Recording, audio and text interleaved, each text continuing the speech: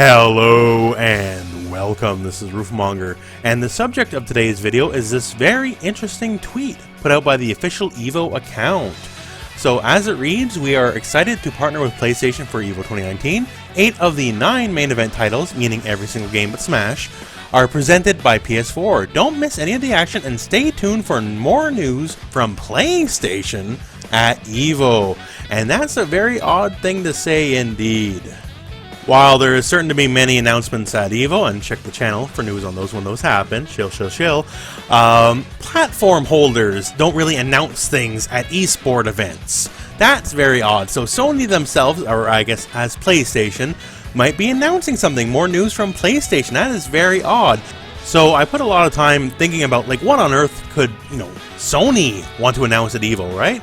That thematically fits with the event, because you're not going to announce stuff at a fighting game event without making at least tangentially fighting game related in some way, shape, or form, right?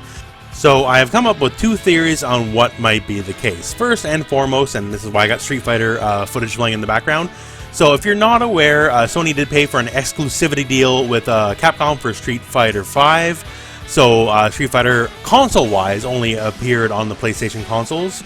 And I think they might renew it. It makes a lot of sense to renew it. So, the way the timing works, I've always had this very strong belief that Street Fighter 6 would be a launch or launch window title for the PlayStation 5 / new generation of consoles anyways.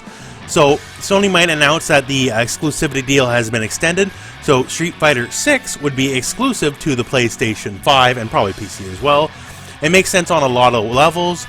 The reason 8 of the 9 main titles are being presented by the PlayStation 4 is basically because Street Fighter V was exclusive. In the previous generation, there was always some fights. 360, most tournaments ran mostly on 360, right? But I still see a lot of PS3s in the background running some other games, so it wasn't uniform like it is now, right?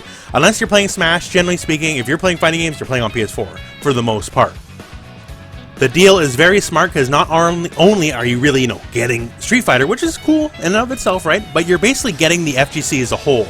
Because Street Fighter is kind of the big nexus around the FGC, right? If you play fighting games at all, you've at least dabbled in Street Fighter in some way, shape, or form. Or if you haven't, you will in the future. Because this Street Fighter is what it is, right? So getting Street Fighter exclusive means Johnny FGC Man, who loves his fighting games, is probably going to get a PlayStation 5 instead of whatever the new Xbox is going to be called. And because he gets a PlayStation 5, that means he's going to be buying all of his games on PlayStation 5. So it's a lot more than just one game being exclusive. You're getting a whole community buying your console and thus buying all their games on the console and so on and so forth, right?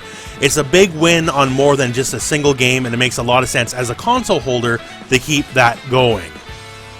Now, with all that said, once again, it makes perfect sense to me, and Street Fighter 6 is very much lined up timing-wise to be a launch game for the window of the new console, so I think that will happen regardless, but the other possibility arises is this.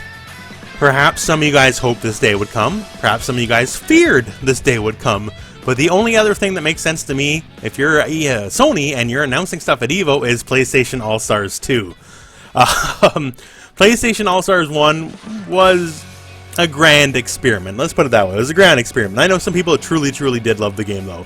Sony, if you're Sony, you got, more of a roster to work with this time around. God of War obviously had a big renaissance. You have Horizon Zero Dawn.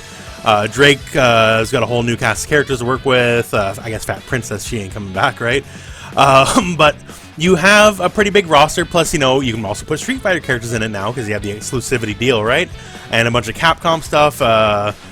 It is possible. And since he's on the screen, Medieval Remake is later this year, October, I believe.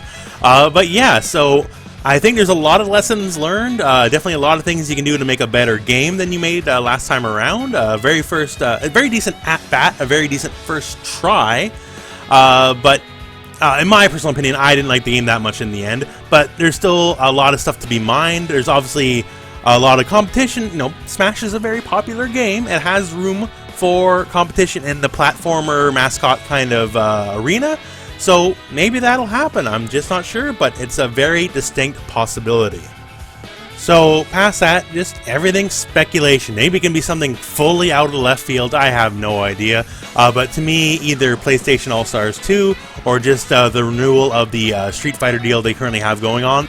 These possibilities are what make the most sense to me. Now, that said, that's what makes sense to me. What makes sense to you? Let me know in the comments below what you think Sony might have up their sleeve.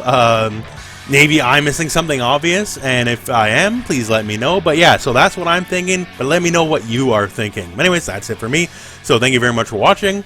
I hope this video has found you well. Go out and play some fighting games.